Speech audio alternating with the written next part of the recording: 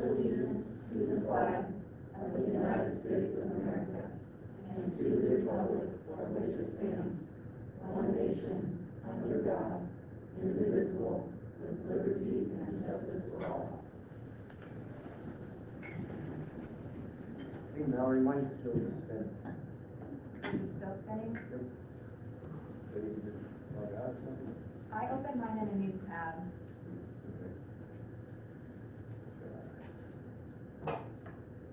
Okay, adoption of the agenda. I move to adopt the agenda as presented. Second. All those in favor? 7-0. We don't have any public comment tonight, so approval of consent agenda.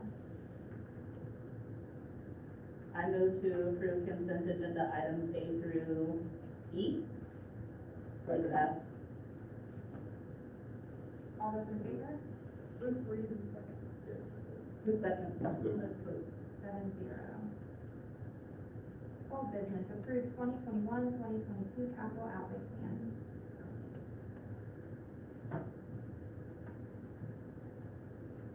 Do you two have anything you needed to add? Okay, I move to approve the 2021-2022 capital outlay plan as presented. Second. Any questions or comments? All those in favor? 7-0. Approved K-6 student parent tech use agreement. Did anyone have any questions about this from the last meeting? Okay. I move to approve the K-6 student parent tech use agreement. Second. All those in favor? 7-0. Approve the Head Start 2021-22 continuation application. Do you have anything to add for this? Unless you have any questions, I think we discussed it in that meeting. Sarah is here if you do have any questions. She is here to answer any of those. Did anyone think of anything? No? Okay. I move to approve the Head Start 2021-2022 continuation grant. Second. All those in favor? 7-0. Summit learning discussion.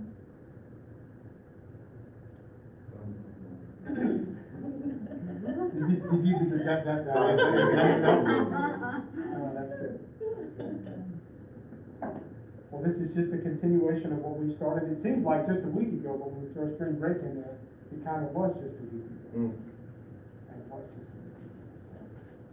So, I don't know how you folks want to proceed. I've shared with all of you some possible plans. I know one of the things that was discussed was having a kind of a performance plan to try to give the schools an opportunity to make this a more efficient or a better system for kids and for parents. So I did send that to all of you. Also, the administrators have that same plan. We discussed that. They vetted that for me, and we're involved in helping coming up with some changes and things of that nature. So now it's just open for discussion. You guys have had a couple weeks to consider what we should do in this area, and I'll turn it over to you guys to discuss it more. Okay, and I will just say on this information that you presented, I appreciate the detail and the thought that went into this. I'm glad to see this. I wish we could have had something along these lines 3 years ago, but we didn't, so I'm glad to see this now. So thank you for the time that went into that. I appreciate that a lot on short-ish notice. Some things I kind of want to point out a little bit in there, and you know, and I had this discussion, and I'm not trying to belabor any of these, but like some of the issues deal with things that are kind of fixable. One of those being like the eligibility policy, for example. And I don't think I've made it clear because I didn't know that that was an issue for some parents.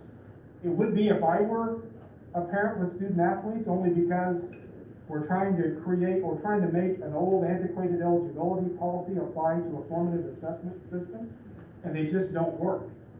They just don't work, and I don't know if we talked about that really at length at all or not. But that's one of the things that it would be a source of frustration if I were a parent, because you never knew exactly kind of where you were standing. In my previous district, we actually abandoned the weekly eligibility just because of the nature of the system itself. And we tried to come up with ways where we could develop a weekly eligibility thing, and really, none of them just fit. They really didn't. And that was hard initially for some teachers to overcome. It was hard for some board members, frankly, to overcome, because we're so used to that. You know, playing is a privilege and all that other stuff, but just not understanding the type of system. So those are things that I think that we would want to engage in a little bit. Since that time, I've gotten one eligibility policy that could perhaps work, but it would be something we'd have to vet out. It's more of a progressive one, where there are points of performance that have to be met at certain times. You know, but that would take a lot of coordination, a lot of education. So, you know, that's one of the things in terms of helping parents understand, or, you know, helping it not be a penalty or a gotcha type of against the kids. I think that's really important. Other than that, Well, I had a couple questions. On, the first page, item number 6, 1A6, about the plan for parent-family engagement. yes. Do we know how that will work, what that will look like, who's gonna lead that, or is that to be determined? It'll be determined, but that's one of those things that I think is real important. We want to set these minimum guardrails out for those buildings, and those buildings need to really come up with a solid plan to fit within those guardrails. Okay. I think it really needs to be made clear how grading does work, because I know our parents don't understand that grading system, and I get that. It's a weighted grading system. I'll tell you, some of our teachers probably fully don't understand how the grades are actually calculated. And I'm not trying to be like derogatory towards teachers. It's a different type of a system. And then how things are transferred into the campus. I think that kind of stuff, understanding the importance of power focus areas, and how, you know, if we look at that from an older system, from an older model, we think of those tests and quizzes that are like in those content areas, in those power focus areas, that's the grade, right? Well, that's a small portion of the grade. That's only 20 to 30%, depending upon the building. So 70% of the grade comes from those projects. Well, when we talk about kids taking assessments multiple times, they're only taking it in the realm of that 20 to 30%. They still shouldn't be taking it more than twice without some teacher intervention.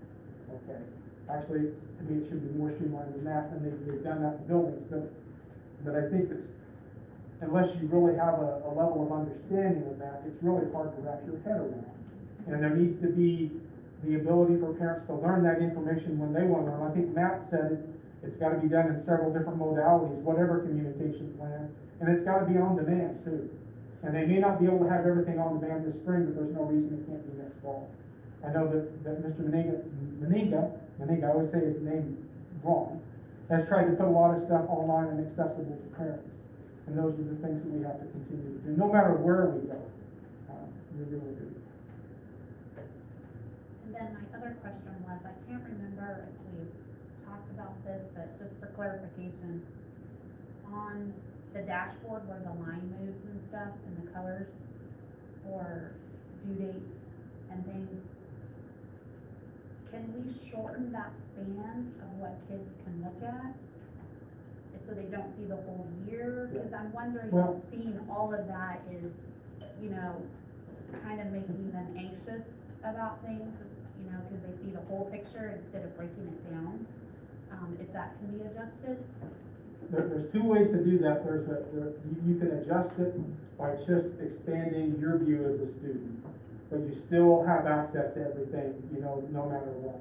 One of the things, we had a similar issue, and what we did was we chunked the courses into 2 courses essentially. So like, for example, your 7th grade English course, we actually had a first semester and a second semester. So they were 2 separate courses, and so it wasn't a year-long worth of work. The nice thing about that is when we ended a grading term, the kids knew exactly what they were responsible for and when they were responsible for it. You know, when that term ended, as it related to any sort of eligibility, which would only apply to the 7th and 8th grade. That was real helpful, because that was one of the things that kids, especially your perfectionist type of kids, if they've got stuff to do and they still see it out there, they want to get it all done.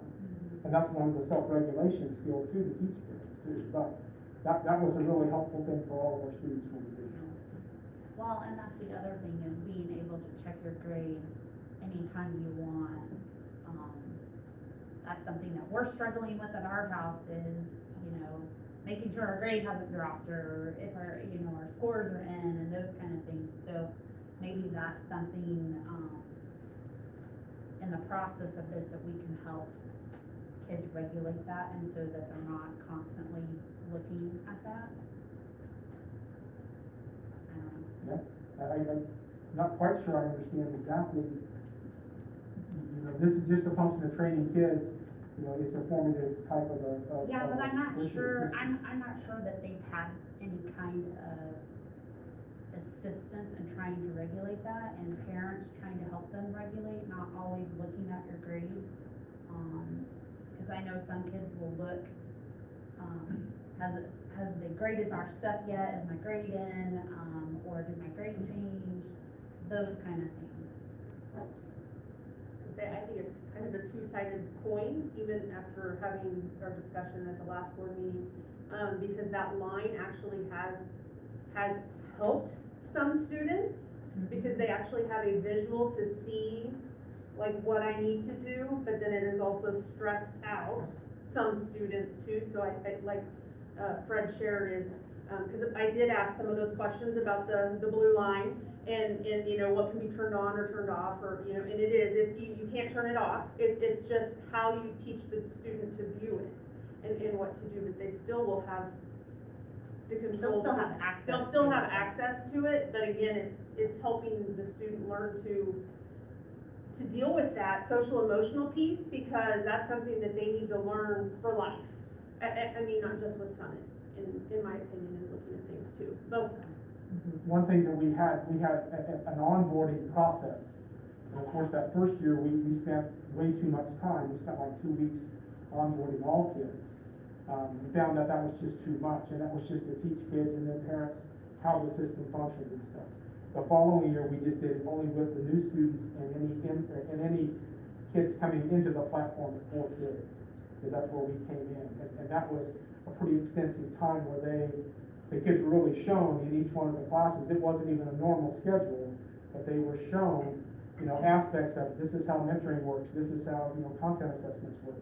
These are how power focus areas, you know, how the content assessments fit into those. These are how projects are supported by those power focus areas and stuff like that. So that's another thing that we haven't really touched on at all, about how some changes could be made in that regard. And that just becomes a yearly thing that you do with all students, new students to the platform, but any incoming like 5th grade kids, if they were gonna have that one goal. I'm just suggesting maybe we need to have more conversations with the kids about that process, and parents too, so that they can help, their kids at home and the teachers, with that process, so. I think that would be an easy tie into that mentoring too, and you get to know that student, you know, and you can individualize that, so I think that would be very easy.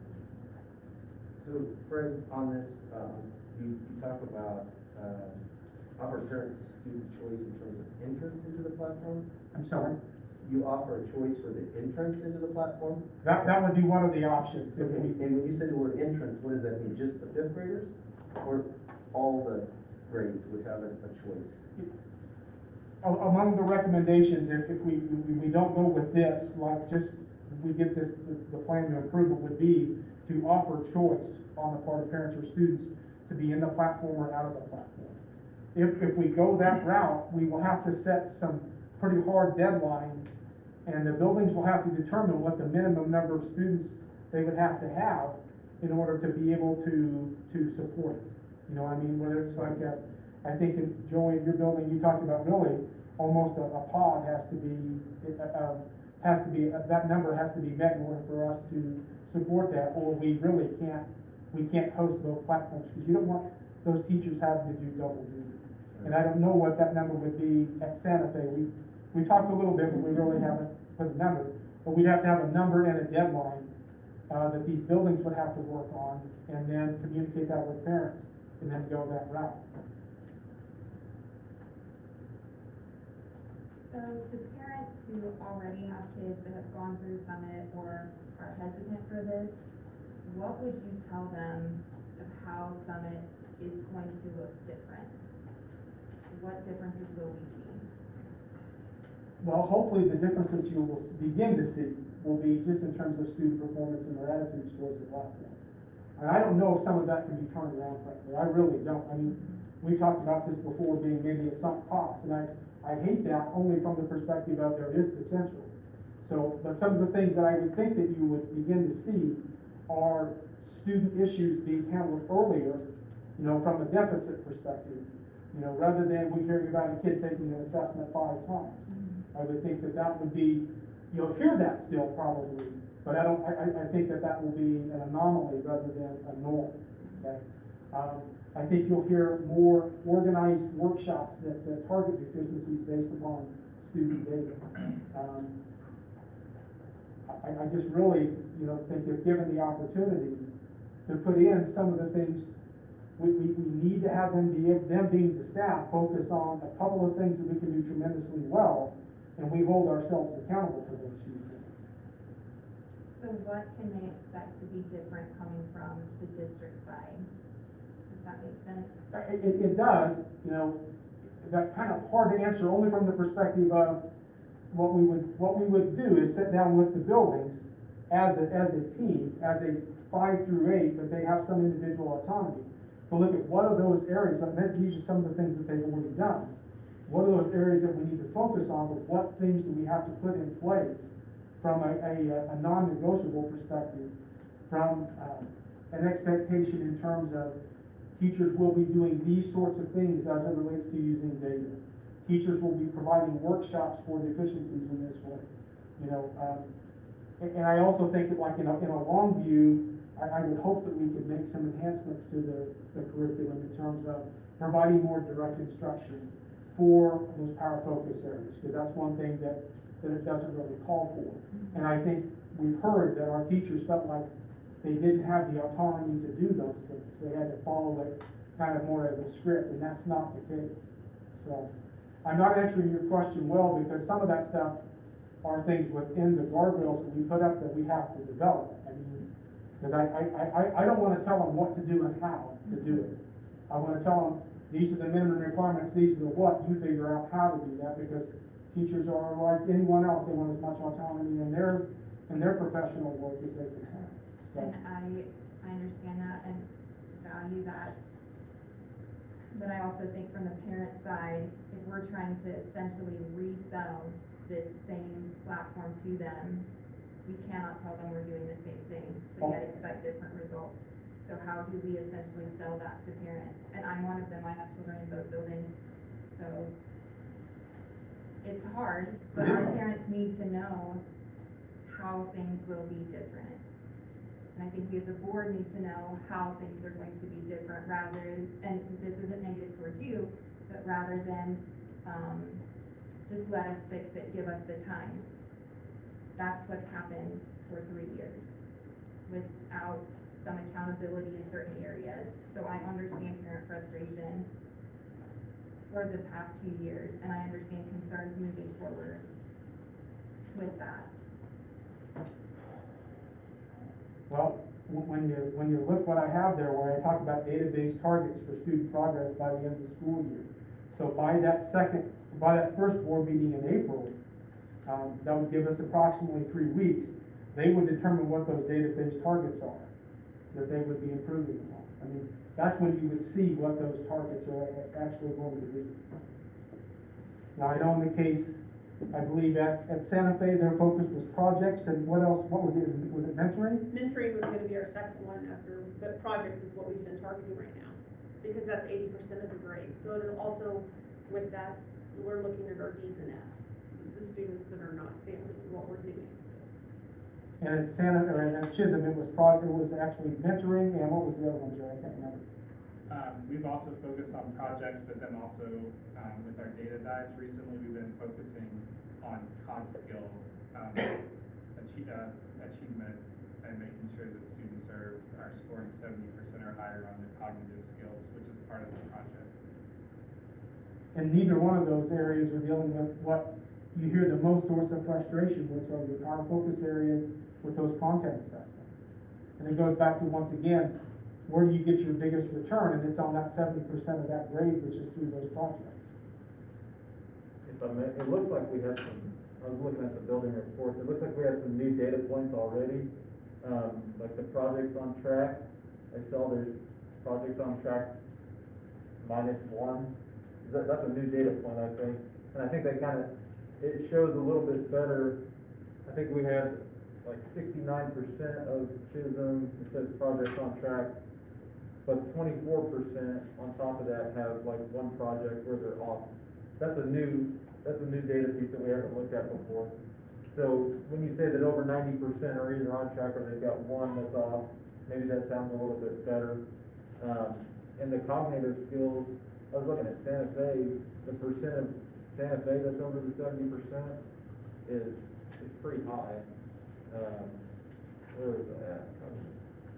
The last one was like 91% of the school is over the 70% mark, so there's some positive things that I'm seeing in the data already, and I think looking at these new data points and just tracking the progress is probably gonna be one of the big things. I don't know, when I look at this, the Summit Action Plan,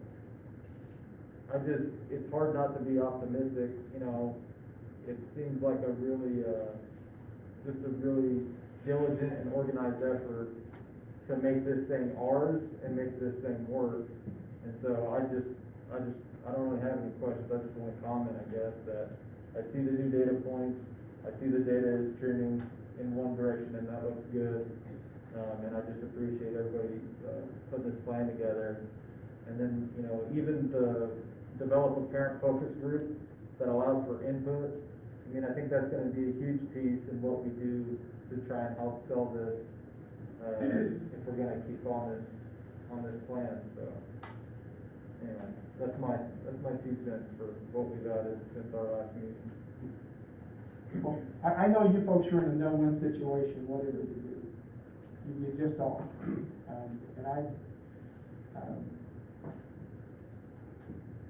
We can't turn back what has happened, we can only try to make the future a little brighter. And I think that there is potential here, so. But I understand your struggles too. I'm gonna put you on the spot here real quick. Go for it. Okay, so, and I don't mean to do this, but you just said something here just a second ago, and it kind of made me thinking. So when you implemented this up at Bennington and Tuskegee, what's different about how it was done there than here? Is it a size issue that it's just harder to implement it when they're so much bigger, or was there a? That's putting me on the spot. I know it is, but what is it? I mean, and how are you gonna take your experience up there to make this better for us? I mean, I'm talking the 30,000 foot type thing. I'm not trying to get drilled right down. No, and I understand, and I wanna be real careful because, you know, one of the things you have to understand is we redesigned as a district. Summit wasn't our redesign, okay? That same type of stuff took place here. With the larger scale, you have issues, and the whole redesign process was set up in a way almost to where the districts were isolated from the buildings in terms of things that took place. And so if there wasn't an active involvement at all levels on the part of boards of education, of superintendents, assistant superintendents, it was real easy to get disconnected. And that's where you saw problems, especially with Summit, in some other boards of education meetings. If you ever watched some of those were always enjoyable, those that were online, and there was a total disconnect because there could never be a question answered on the part of a board member. One of the things that we really did, and one of the things we'll talk about a little bit later in engaging in future direction, was it was our direction. It was the direction of the Board of Education, the administration, and the staff. It wasn't any one group's direction. And everyone could answer questions. I mean, there weren't any questions about what's a power focus area, or, you know, when it came to a board member. They understood what those things were. And we touched base on those things every month at meetings. I mean, they went on those field trips when we looked at things. When we had an hour and a half at every board meeting. It wasn't an hour and a half set aside, but it always turned into an hour and a half when we talked about redesign. I mean, they were totally invested in that process. And that's what we have to get to that point here. Whatever we do, is that we can't, we being, you know, myself and the Board of Education members, you know, stay up in the seats watching down and watching down from below. I don't want you in the weeds. I just want you to know where they are and what they look like. So I really think that that's part of that, and I'm trying to be politically correct as I can about that, is that everyone took a real active role in this because, you know, because we were smaller too, that was easier to do because we knew the kids that we were impacting. Every one of my board members knew almost every one of those kids, especially if they were from those communities. And that's just more difficult. And I think Joey and Dina will tell you, and Sheila maybe too, and you can ask them, maybe I need to leave the room or something, but I'm pretty actively involved in like the summit discussions that they have. I mean, I've missed maybe one or two of those meetings all year, and they're uncomfortable for them. Because I'm used to looking at that data and saying, why is this happening? You know, and I don't know if that's always been the case, and once again, I'm trying to be really, really careful. I nothing about my predecessor or previous system. This has to be a system approach, and it hasn't been, I don't think, totally. But we're all a part of that system, so it's no one's fault from the past. It's just we have to recognize that in whatever we do. If we're not totally involved and totally bought into that, we're just wasting our time, and we might as well go back to doing what we were doing. Because it's a lot easier. It's a lot easier for these folks to just say, let's just dump it. Because what I can just do is just worry about teachers putting grades in a grade book, and that's a function of what student learning is about. And I just, that's not me. That's not why I came here. That's not why I stayed a superintendent. That's not why I became a superintendent. I want to change what we do for kids and those opportunities they have. But you have to do that from real active involvement perspective, not assuming anything. And that's why, like within this, I don't want to make any assumptions. Whatever data points we decide we're going to do, I'm going to hold them accountable for that. And I'm going to support them though when they're struggling. And I just think that that's tremendously important that we all kind of take that mindset. It's I don't know if that really answers your No, it question. does. I wasn't looking, I wasn't trying to get you to blame somebody, but I wanted to see how we were gonna look at it, differently Sure. going forward. That's kind of what I was, from the top down. I can tell you that I will be involved in the process actively because I just, dadgummit, I've seen poor results too. And it's not acceptable. You know, but with it being larger, it's also easier in some cases, I don't wanna say to hide, but I can't say it any differently. But when you have data accessible to you, it's really hard to hide. When we can drill that data down to a teacher level in terms of student performance and begin asking questions, those things become uncomfortable too. And it's not that I wanna make teachers uncomfortable, but I want all of us to feel that immense pressure that, you know, we're here to help kids and not just, I taught it, you didn't get it. In the past 2.5, however many years we've been doing this, I don't remember seeing this sort of data coming from buildings in board meetings and board docs. Angela, Matt, you guys can speak to that. And we have new administrators this year. Sheila, can you tell me if building admins from Santa Fe and Chisholm over the past couple of years have pulled this information and sent it in the district office? What information has district office been pulling as an oversight for that program for the past couple of years? Yeah, so just like I participate in our once-a-month coaching calls with Santa Fe and Chisholm, and as Fred was talking about, I was a part of that, so previous administration would have been when we were with that setting through a Zoom, so I was attending most of those. But no, I did not give it to any of you as board members. So were the admins pulling this information and kind of putting it together in a similar fashion? Where was the accountability aspect for that district-wide? Right, I think that, the coach was definitely pulling at some, but the administrators would also be doing that. I mean, that was a regular agenda item, if you will, of being able to look at that data and see, how we were doing. I don't think it was near as focused as what we've been talking about in the last couple of months, so, with Santa Fe and Chisholm. I think it was more guided by the coach as it was by those administrators looking at that and saying, well, this is what I think we need to be working on. That's the difference that I see into what we've been doing over the last couple of months. So when that data was pulled and shared with the coach and, discussed about how to maybe make changes and areas to focus on, what kind of data points were pulled and how was that used specifically to make those changes and improvements? So you would be seeing similar data points. I mean, unless there's just something new within the last year or so that would have been there, that they would have been the same ones. And then collectively, then if it was Santa Fe meeting with them, we would be looking at that and then saying, okay, based on if it was, mentoring, I remember as an example early on, not having that happen as frequently, then the idea was they go back and talk to staff and say, okay, what does this look like, how do we do this, what steps are gonna be taken so that we can see improvement in that the next time we get started. So then I would assume goals were set, and then were those goals met? Were they followed up with? Yeah, there was always follow-up each meeting, much like what you've been seeing with the data in here though. I mean, there's so many variables that could impact that. But it might have been conversations that maybe were being done during a teacher collaboration or maybe at a staff meeting, and whether it was, actions or steps that needed to be taken by teachers, administrators, or students. Several variables that would be there as to whether it was met or not. Certainly not, well, we didn't meet that, so it's okay. There certainly wasn't that kind of stuff there. Does anyone still have those records? Do they look similar to what we're seeing now for years past? Well, I think both buildings gave you some data points from the year previous, if I remember right, for tonight, right?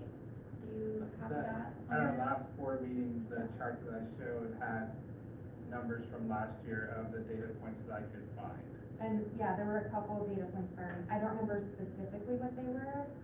Yeah, I remember you sharing I that. feel like it was projects and power focus areas and mentoring, but I could be wrong. But it was just for the entire school. It wasn't broken down by 7th and 8th grade. And it wasn't broken down by the 1 or more off track or 2 or 3. It wasn't broken down by that. It was just the overall amount for the entire school. But I didn't share that for this board meeting because I shared that other more detailed document that has our data to this point with the more drilled down information as far as exact number of off track by 1 or 2 or 3 or 4, so forth.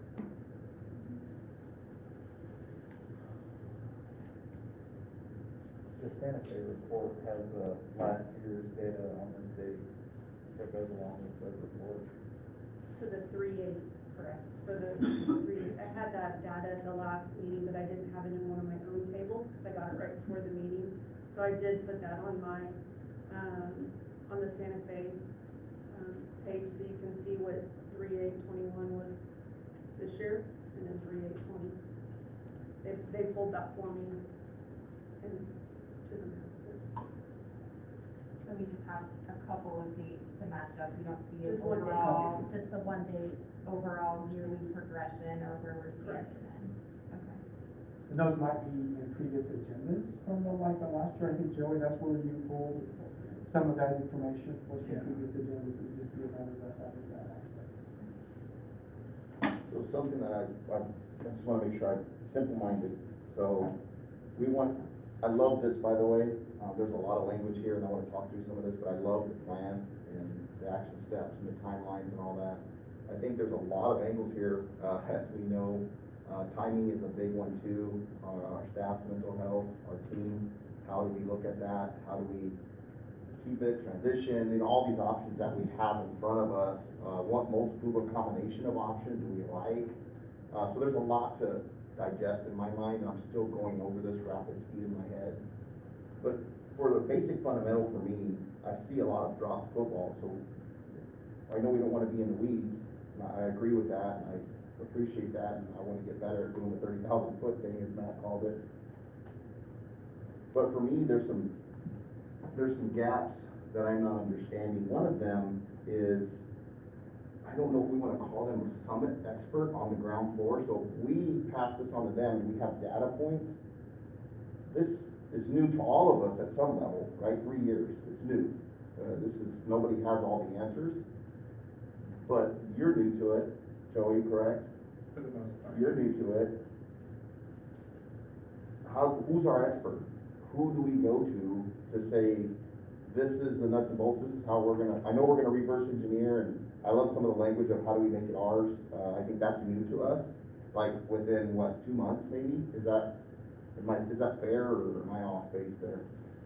It's new to new. It's new to new, so, but that could be huge, the data stuff, I love it, right? If it's this platform, another platform, is it Xbox, is it PlayStation, I mean, you know what I'm saying, whatever platform it is, I'm less interested in that. I'm more interested in blocking and tackling, and who's gonna do what, and who's our expert, and where is our expert? You mean our internal expert? Yes, Okay. Well, you have several teachers that are internal experts, I would assume, okay, in Are each one of the they- buildings. okay. Are these two experts? I mean, no, they're not. I mean, they're new No, but are they administrators able through the to system. get with them, and I'm sure that's been going on? They have summit data, or they have summit team meetings. Okay. But they meet monthly with the summit representative, who is the external expert that helps guide them through this. Every month, there's a meeting with that. And so there's a meeting with somebody outside of our district? Oh, absolutely. That's where they get their. Who is that person, or why don't we have them talking to us as well? Oh, they'll be glad to talk to us. Oh, they'll be glad to talk to you. They're more than that. That's who I was referencing when I said we meet, when she was asking, did we do it before? We had the same coach. So, my question is, where's this coach? So if you wanted her to come, all you need to do was ask me, and she would be here. Yeah, I mean. 'cause- Seriously, I mean, they understand the political piece of this, right, and how someone has such a bad rap. So they wanna only infringe when we ask them to infringe. Had we had that request, we would have had her zoom in, and you could have asked her any question you wanted. I think, I don't know, and I'll look at Carol too, I don't remember hearing about this connection. I don't. I didn't know there was monthly, Oh, yeah, every month. so, I mean, it's just something, you remember that? Okay. So I don't think we ever got that nugget of information along the path. And I mean, we have to know. Yes. If, and I think you were alluding to this, we'll be invested, but it's gotta be a two-way thing. We've got to have that information so that we can have an idea of what's going on. And see, I just made the assumption that you guys, that at least those board members that have been here would have known that, you know what I'm saying?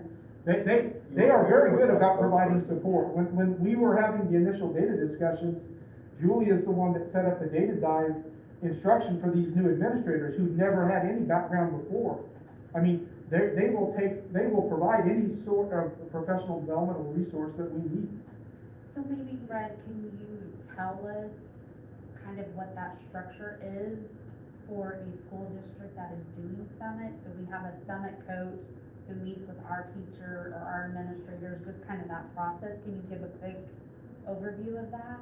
Well, these guys will be better than I am, but what I will tell you is that they meet monthly, and they have goals that they work through every month. And when you say they, who are you referring to? They being the summit coach has goals, and these guys also add to the list of things that they want to The cover every month. administrators of the buildings Yes. that are using summit. And it is a living document. Every month, they just add on to the next month. And so when Joey was able to go back and get that data, the reason he could, he went back on an agenda from about the same time last year and was able to pull that data back up, because they did have those data discussions. And that's one of the problems whenever you have new administration coming in. If you don't have a solid system that knows what's going on from top to bottom, at least enough to where when someone leaves, you don't lose the total efficacy of the system. That's what we have right. Well, and I think kind of what, if I'm hearing Andy right, maybe we don't know the process with Summit in the district, because I was not aware, of monthly meetings, and when you say agenda, are you talking about an agenda with the Summit coach? Yeah. And then not a Board of Ed agenda? No, it's with the Okay. Summit coach and the administrators, and they just gave me the link so I could send in, and I. Well, and I think that's something that a majority of this board doesn't know that process. So, however, we can maybe get an outline of that process, just so we can kind of wrap our brains About how around many meetings that. have you guys had with them, with our coach? At Every least month. once a month, but I've had more, because I know I asked for, since Heidi and I both were new, we had them almost bi-weekly, I think, in the very, very beginning of Santa Fe. This Anyway, year? yes. Just to talk about, she does provide, Julia provides us with an agenda of, you know, hey, these are talking points, she looks at the data, these are things you need to look at, this is going well, this is a concern, let's dive into this, I mean, you know, it's, and then I just, getting more comfortable with her in that process too, now I'm more apt to go, okay, no, I wanna go back, like, let's just dive and look at this, or, so it's a joint, working progress, and, you know, I mean, as we're working, and the hour goes by, it's an hour, and it goes by super fast, we never seem to always have, you know. Well, And I've reached out to Julie, I don't know how many times, you know, like, for instance, that's who got the data for last year's, and that was the day of, like, she just quickly tried, and she's always been So she like should a have phone all call that away data if that I have a Valerie's problem. talking about, Probably. And for Chisholm, we meet with her every other week, so twice a month. And like the grading video that's on our Chisholm Summit Information Station website, I sent them the video, they gave me notes on, what I need to fix or things that were good. So we were able to make adjustments to that video to make sure it's accurate, based on feedback from Julia. And then she also led, like Heidi and Dina and myself and Chad through, an afternoon of data training in December, which was also very helpful. See, one of the things that they kind of do through that is they model for the principals what they expect the principals to be able to do in terms of modeling for their teachers, in terms of using data to make good instructional decisions and things of that nature. I mean, that is one of the positives of, it's not a perfect model, I'll, you know, be the first to admit it at all, I mean, it just isn't perfect, but they really try to practice what they preach in terms of them being actually instructional leaders rather than just principals managing discipline and things of that nature, they really do.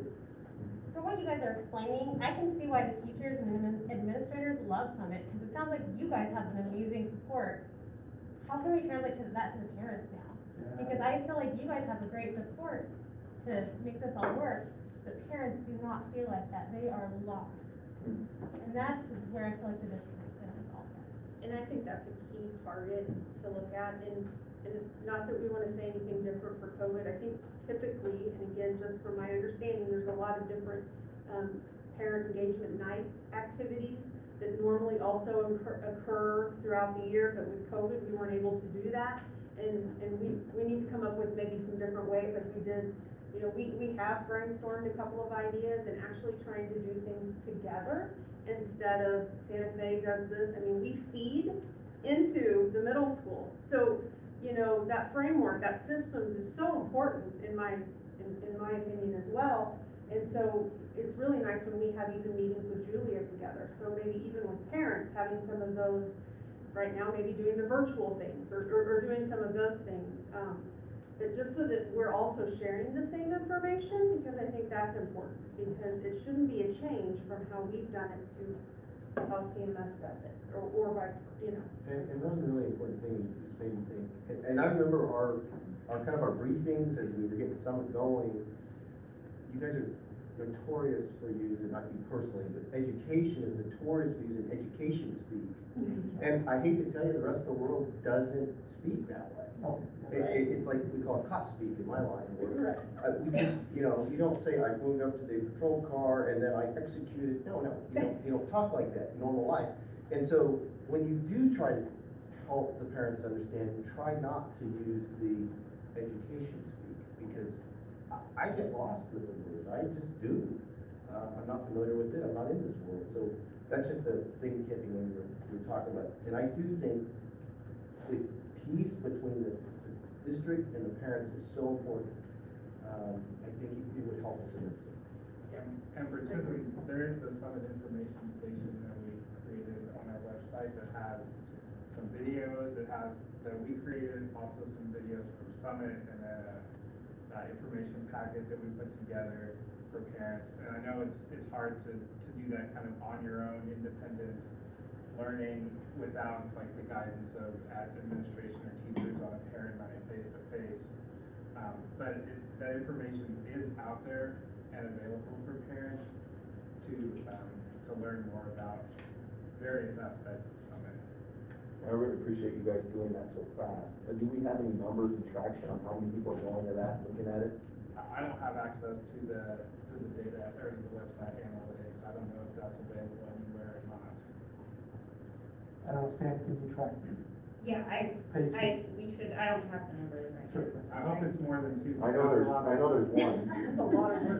See, that's kind of the problem. Maybe it's two different IPs, so maybe I didn't put two on there, That's part of the problem though, it's like, you know, I think and if I told this story, tell me to stop, but I remember being told by a parent one time when we were early on in our stages, right? My kid took a content assessment 5 times, and so I'm in a meeting with my administrators, and one of my administrators so graciously said, I call BS on that, right? They didn't take it 5 times. Well, so I went back and I looked at the data. Both of them were right. A kid took a test 5 times, but 2 of them were the diagnostic, and then 3 times it was the content assessment. That parent doesn't know the difference between a diagnostic and a content assessment. Right. That parent didn't know that the kid had to pass it. So it's that kind of stuff that we've got to make really relatable to parents, and if not, you're just gonna lose them. All they'll care about is just their kid getting through it, which, this is one of the things that I'm really, really concerned about, because a board member shared with me earlier, I don't want any parent to think my kid just has to endure getting through Santa Fe and through Chisholm to get out of Summit. I mean, I want this to be so engaging that they can't wait to get into Santa Fe or Chisholm, because they're gonna have this opportunity to have some agency. And that's one thing that we don't have, especially at those grade levels, is student voice or autonomy in terms of, I've got a little choice on what I'm gonna work on. And this teaches them those things if we do it right, but we just gotta make a concerted effort to communicate. I have a question going back to the meetings that our administrators have with the coaches. I do remember, learning about that coach kind of, relationship during board meetings of years past. But I also remember, there were meetings with the redesign team from the Kansas Education Department. Do we still have those meetings, or are we kind of out of that phase of redesign? No, we still attend, we still do. Okay, so they're not They're shooting, there you guys, Their they're. webinars and for that every month. It'd definitely be a different phase, Angela. So in the beginning, when Santa Fe and Chisholm would have been just starting the process of redesign, certainly a different focus. Not as many schools, Yeah. also across the state of Kansas being a part of that. Probably more support. It just looks different than now. I mean, all of those schools that are just beginning would still have, more involvement from the either KSD level or service center. It kind of depends upon the path that they're taking on that, but like they're saying, they now have a cohort of schools that would be a part of that phase that we began with in Chisholm. And then in those meetings, because I know several other Kansas schools, decided to go with the Summit platform, do you guys ever talk about it there as well, kind of like with your peer schools about how it's going there? No. Summit's never come up, it's more just, it's guided to the redesign, goals, not necessarily specifics on how you're redesigning. Does that make sense? Yeah, so more high level than Yeah. what platform and how. Right, yeah, or how you're doing it, but here, these are things like for broader things, like parent engagement, these are some things. Summit does conduct what they call convenings, which, I don't know why they call them that, but it's like where and this year they did it virtually, I believe, right, the convening, and that's just like professional development. But one of the criticisms that I have about Summit sometimes is that they don't understand, sometimes we have to plan a lot of the professional development days out a year in advance, right? So, they sometimes don't realize or understand, we don't have substitutes just waiting in the wings, where we can send 20 people to, those trainings and stuff. But they are good, if we need professional development of some sort, they are more than willing to strike that up and make it up for us. So that's something that we should be looking at now when we're planning for next year? It is, as it relates to the convenings, they won't change what they're doing, so we would just have to figure out If we how can we make it to those dates? yeah. Okay.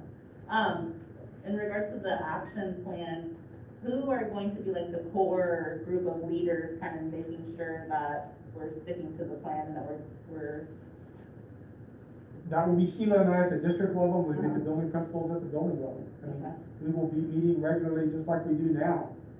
During those summit times, with that coach, we talk about all of these issues that we're having, so these will be a function of those meetings as well. The district office leadership have the same involvement in years past that you're having now with Summit and with those meetings and with that coach? I can't speak You to don't that. have notes or anything from I do not. I've not asked for it either, so. I guess a couple more things I got, again, real low, come back down to the basement here, for me.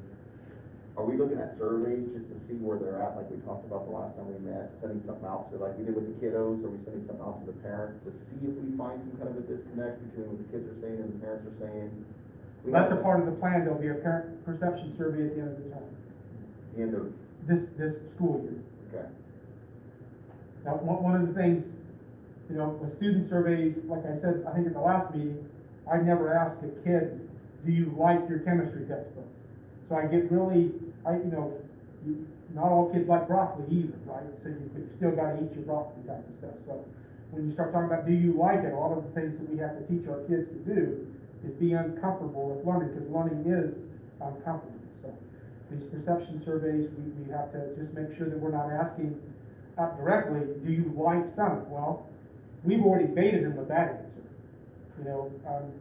Do you like the ability for your kid to, be able to move at their own pace, to see what's coming up, those kinds of things. Not that I want to ask skewed questions, and if you want us to say, do you like Summit, yes or no, I just think to use that as the reason for staying with something or not, I don't think that you would get great data from that question alone. Well, I think it's important when we're talking about data that we talk about quantitative and qualitative both data. Because what you're saying there, that's qualitative data. It is. So, we've gotta have both when we're assessing this. I understand, but then we should be asking that of all of our programs, and we should be using that data to determine what we're doing in each one of our content areas at every grade level. Well, You know what I'm saying? I'm just saying we can't rely only on quantitative. Oh, I understand. So, so I guess everybody knows where I stand for the most part, other than there is a no-win situation. I don't wanna win though. I wanna come to the best possible solution for our kiddos and our teachers who serve the kiddos, because at the end of the day, they're gonna feel it if our people feel it, whatever that it is. So is this a meeting that we're gonna get into that conversation and start working out what that direction is, or, what is the master plan here? I see all this, but there's a lot of gaps and maybes, and so what do we feel like we need to do? Where do you see the gaps, Danny? I'm confused by that, because what I'm telling you is we're gonna have a plan of action by the April 12th board meeting Okay. in terms of those points for the Right. remainder of this year that will include parent engagement. I put in there again that I think by the second meeting of June, that we're gonna have an action plan that will address those issues in more detail for the fall coming back. I guess, I don't understand where the gaps are. So, we're gonna take this data and have something ready for next year? So So I believe, if I'm hearing what you're asking, if we were to, whether it's by consensus or vote or whatever it would be, if we like this action plan and these guardrails that are put in place, we would choose this route, and that would allow the district 1 year, that next school year, it would still be Summit, but there would be new guardrails, there would be expectations, accountability pieces, all of that. And then at the end of the winter semester of next school year, somewhere in there, the board would then decide a hard yes or no. How are we going to move forward? What are we going to do? But this action plan essentially, I think you may have said it, I don't know when, is a plan of improvement for Summit. We'll continue it for 1 year, but there's going to be major changes during that time. Does that help? Yeah, it does. But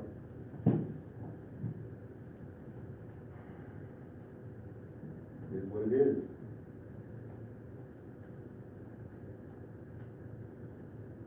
And you're absolutely right, it's a no-win situation, no matter what we do. There's so much potential, and I hope we can get this through to our families, with some better operations here, because I see the potential, and I know that you guys are working your rears off, and I know there's a balance between the whole thing, and I'm super frustrated that we're having this conversation, and I love this plan, but doggone it. We'll be getting kicked in the teeth for a while, and it's just the Summit name, and I love the other piece of it. Is there a way to transition the language here and make it ours? Well, looking at some possibilities for like enhancing some of the curricular components and stuff. Those are the ways that we make it ours. But there needs to be a process for that to happen. It can't just be, my 7th grade English teacher is gonna teach this.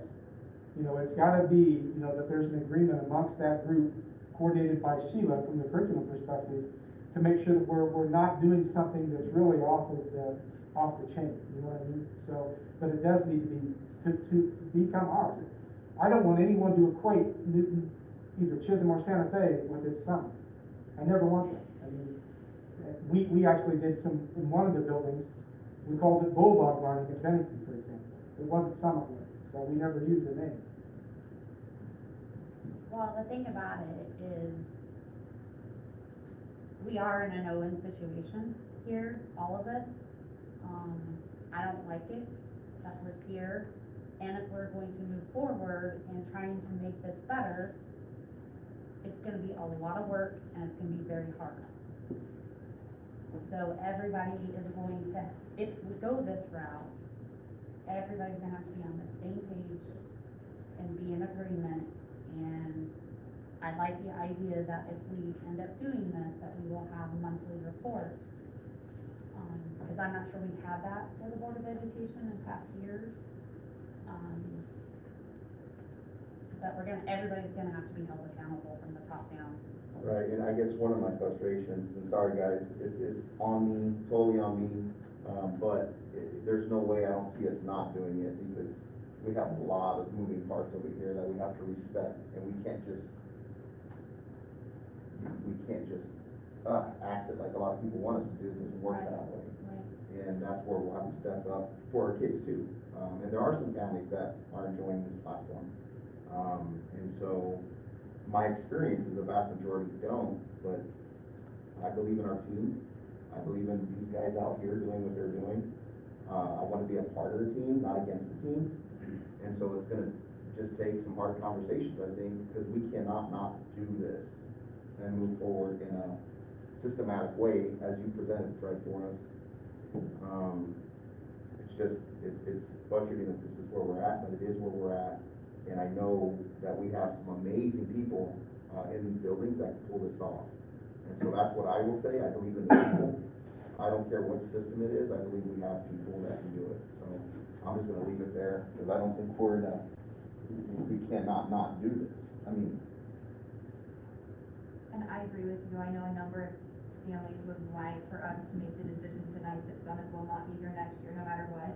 right. I understand that, and they have some very valid concerns, but along with that, I'm not sure on March 23rd that I would be confident saying we will do something different next year and it will be high quality for your child. It will be different, but I'm not convinced that I can say it will be so much better. And that's a lot to put on staff.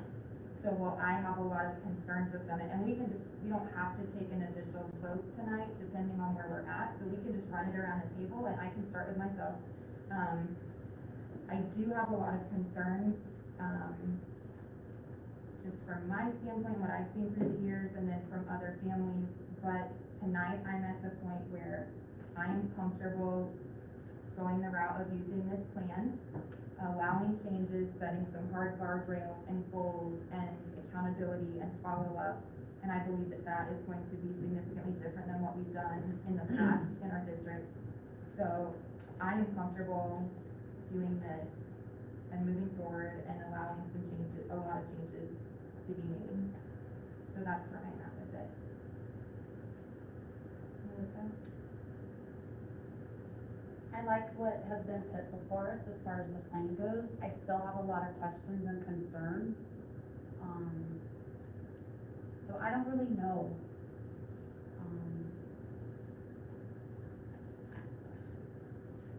I see the potential and I see that we have the people in place that can make this going forward. It's just gonna be really hard. And I don't know if our families are going to support it. So I can't say right now one way or the other. I just have questions. Yeah, I support, continuing the platform under the plan that you presented to us. And I've heard a few times, people in this room say that we're in a no-win situation. I actually think that there's a really good chance that we can make some great improvements and do something great for our kids, kind of like what you were saying, why you're in education. I don't think this needs to be such a negative conversation. Some families and some kids definitely have struggled with this platform, but some have excelled. And we just have to figure out as a district how to strike the right balance and help people that need help. And I think obviously COVID has made that a difficult year to do that, but with the focus and with someone who's had experience with Summit outside of this district, I think that we are in a good position to make it really ours, starting with a better name. The blue line of death, isn't it? No. That's a pretty cool name, that would be okay. The gold. That's my vote right there. I like what you're saying, Angela. I like looking at it in a positive way. I just don't want the parents that we've talked to feel like we're not hearing their voices. Because I've talked to a lot of parents who have a lot of concerns, so I want them to know that we're really thinking about the kids, and we do trust the administration and the teachers, and you guys are with the kiddos too. So, it's just hard to know what the right thing to do is. I do like this plan as long as there's a lot of accountability and that we're staying up on it and just checking in constantly, and it is gonna be a lot of work, as you guys said, so we're in that right now. Yeah, my major fear, and Angela, I agree with you, and I appreciate the positive note moving forward, right? It's not about trying to win, we're trying to serve our kids to the best of our ability and our teammates. As I look at the plan, for the people who think we can just do whatever we want, whenever we want, make all these decisions, theoretically, maybe there's some truth to that, but all of us have to go along together at this table, and I think we care about our teams and our kids too much to know that that's pretty drastic. And I believe that if we did something that drastic, we would be here 2 years from now doing the same thing, because it takes time to learn, it takes time to pick something up. We found some kinks in the system, amongst everything else that we've been doing, and we're gonna fix it. And I believe in you guys and your teams and your people, and I think the best thing is to let the professionals do what they do, hold each other's feet to the fire, because next year it'll be on us. And I trust that we can get this done. So it'll be interesting to see how we evolve through this, and no matter what, it's gonna be hard work, no matter what we do. And that's not a bad thing. I think that's good. Our kids see us overcome this thing, and our community can see that we are listening.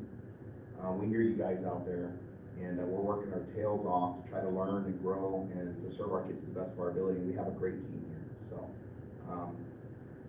my 2 cents is we go along with the plan, and we trust the professionals to do what they do. Yeah, I'm in favor of supporting this improvement plan. And as far as selling it, to the public, I mean, we have more data points, and whether it's quantitative or qualitative data, at the end of the day, we're gonna look at this data for the end of this term and the beginning of next year. And, if it doesn't look good, then come January or December, whenever we vote, I mean, it's not too maybe I'm oversimplifying, but, we follow the improvement plan, and if there's improvement, then hey, we're serving kids better. If there's not improvement, we'll make that change at the right time. But, and I said this last time, it would just be, and now you alluded to it earlier, we would set ourselves up for poor delivery of instruction this fall if we decided right now that we're gonna drop this platform without knowing what the replacement is. There's obviously an increased emphasis on holding the entire district accountable to, the data points that we have. Where Fred talked about making, adapting curriculum, adding resources, whatever it is, to make that work better. Even adapting our eligibility, rules that we follow. If the data is not good after we go through with the improvement plan, then it's probably gonna get chopped. But looking at it right now, it's hard not to be optimistic about, hey, this is clearly being taken a bit more seriously. We're doing deeper dives on the data. It's just a focused effort on making sure that we're doing the best we can for kids, and I'm on board at this point, so yeah. Yeah, no, I'm good with the plan that Fritz put together, and, I think we're gonna be okay. I think we're gonna find out one way or the other, but I think Luke is right. This is a very focused effort, not only by the district, but at this level as well. So I think it'll work, so that's good.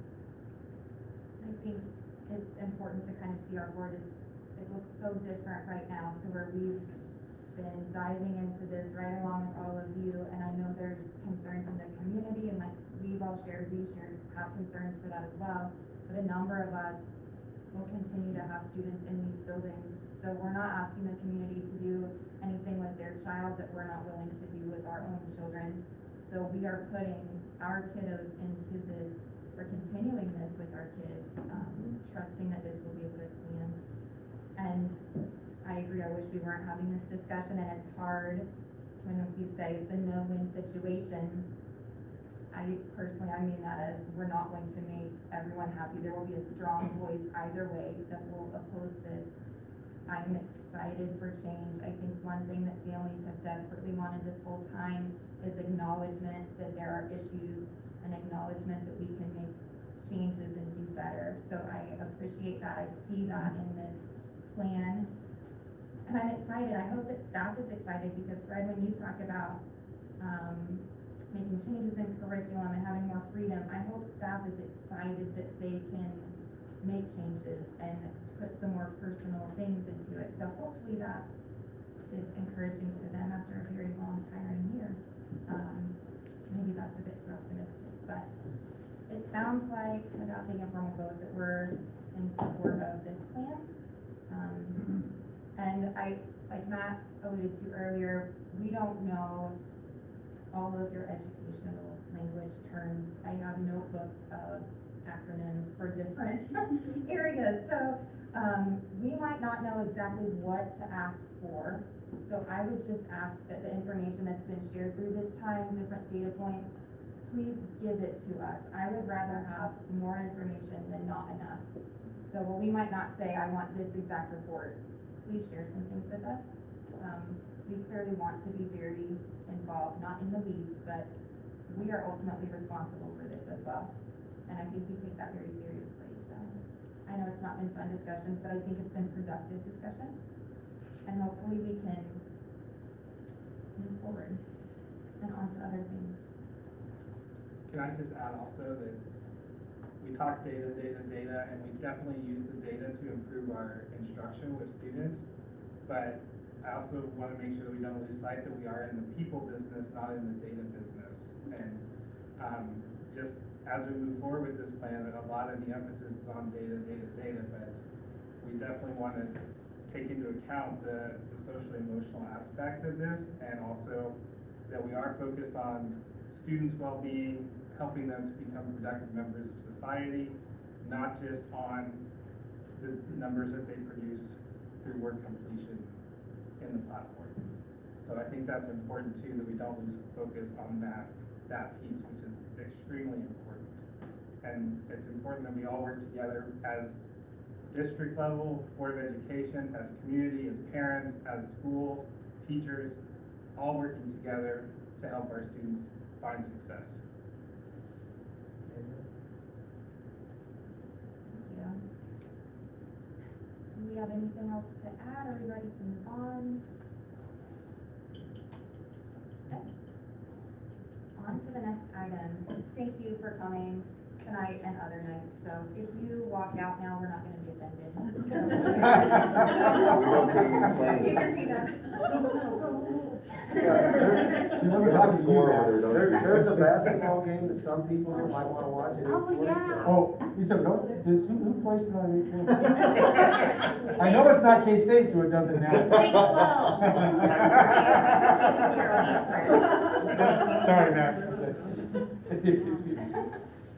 Or somebody could just play it in the back. Do we have an update then that start at 7:40? 8:40. 8:40, okay. All right.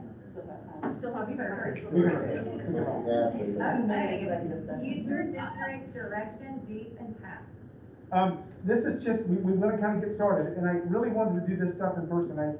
We can do some electronic meetings. I just think they're just hard to learn from others. And I think that, you know, one of the things that even with the stuff we've just engaged in over the last 45 minutes or however long that was learning from our community. So what I would like to do is have a special work session, essentially. And what I would like for you guys to do is find at least 3 people that you could bring to this work session. And then we learn from those community members about what they want from a kid that walks out of Newton High School as a graduate. And then what they think we're doing well, and then what kinds of things that we can improve upon.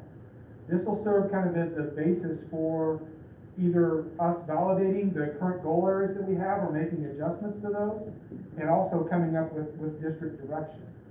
And so that will be the initial meeting, and it would be one where we can test out some of the questions a little bit and probes that we would use within that, and you guys would serve a little bit as the guinea pigs and some of the moderators for that. So you plan on about an hour, maybe an hour and a half, some evening. Try to make it kind of halfway fun. You know, at least get a couple of people. What would be more fun for you to do is make sure that you pick at least one person that is totally opposite from you in terms of your viewpoints. If you're real staunch conservative, pick the most liberal rascal you can find, and then we just learn from one another in a structured format. So, and again, we will take those community meetings to other venues to learn the same types of things.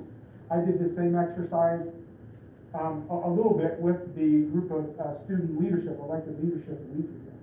And it's really, really fun too, and you learn so much.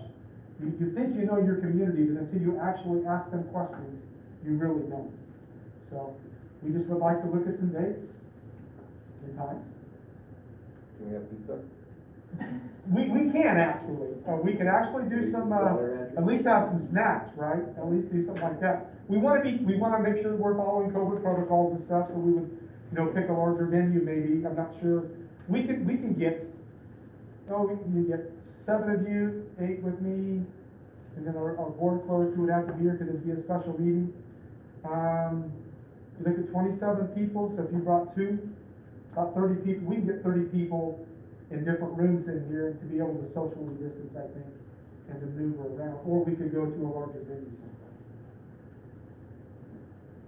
What is a ballpark timeframe that you're looking at? I'd like to by the middle of April if possible, you know, end of April if we could find a date. And it can go at the end of April. I know that this time of year is real busy. This would be the first of several meetings that we would conduct. You wouldn't necessarily be conducting the rest of those, but this would be the first one as a district. And I'm relatively open, since you guys are the ones that have jobs during the day, and your evenings I know are filled with activities and stuff. Could we do it before our April 12th board meeting, or would that just be too long?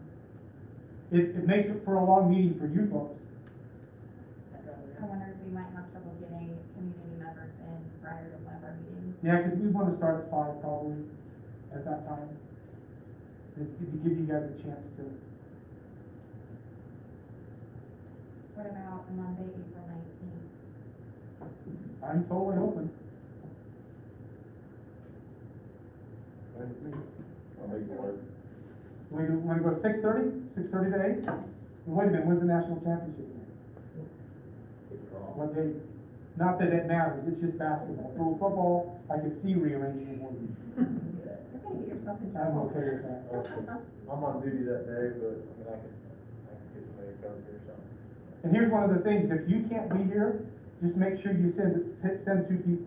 Okay. If we find 3, can we bail? And send the third and our, Call I'm it. just teasing You you. can, but you won't learn anything that way. I'm just teasing you. Proxy, board member by proxy. Yeah, we'll just get a flat sheet, right? Yeah. So you wanna go as, on the 4th, or the 19th of April? Yeah, let's do that. And for the people that we invite, are you looking more for like parents or any? It could be parents, it could be a community member. I think you wanna find someone that, you know, has some sort of a tie to the school, but it really is not necessarily, you know, imperative. We wanna represent the whole school community, and that's gonna also be our senior citizens and, anybody. You just find people that can provide us with a learning opportunity. What time did you say? If we go 6:30 to 8, be done by 8. I'm excited for community discussions that don't involve a bond issue. Yes. Nice. You know it's gonna come up. And I'll send you some more information about format and some of the other stuff ahead of time. It'll be what they call a World Cafe type of a model, so there'll be a lot of movement. And it's just, we're seriously just learning from others. So, we want to use this to kind of model this out in the community as a whole, in other venues as well. And then we'll debrief some at that next board meeting about what we learned, share with the community. So that will be at the 26th board meeting. Okay. Is that all you need from us? That's all I need. Just remember, okay, so what's your assignment? 2 people. 2 people, right? We do that? Right on. Okay, our next item, approved gift request. I move to approve the gift request as presented.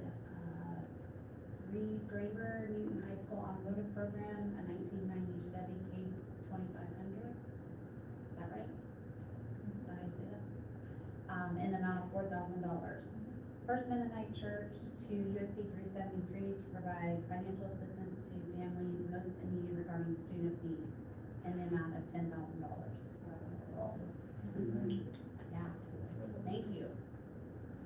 And then gift request under 500, South Central Kansas Library System, Newton High School Media Center in the amount of $94, and Casey's South Breeze loyalty donation of $9.60. Second. All those in favor? 7-0. I think this is an excellent time to thank all of our local churches who go above and beyond and provide so much for our students and our schools. There's times I don't think we could do without them, so this is a huge gift. Thank you so much for that. Professional learning surveys are there to read if you would like. And that takes us to executive session. Our first executive session is for attorney-client, and we will invite Mr. Van Ryken and John Robb. How long? 15 minutes? Yep, 15 probably ought to work. I'll let Sue get into it. You asked the question, how long? You have to do it since I have to do the gift request. I move that the board convene an executive session for the purpose of discussing issues with our attorney pursuant to the KOMA exception regarding consultation with our attorney on the matter protected by the attorney-client privilege, and that the board return to the open meeting in this room at, 8:40? And we invite Mr. Van Rankin and Mr. Rob. All those in favor? 7-0.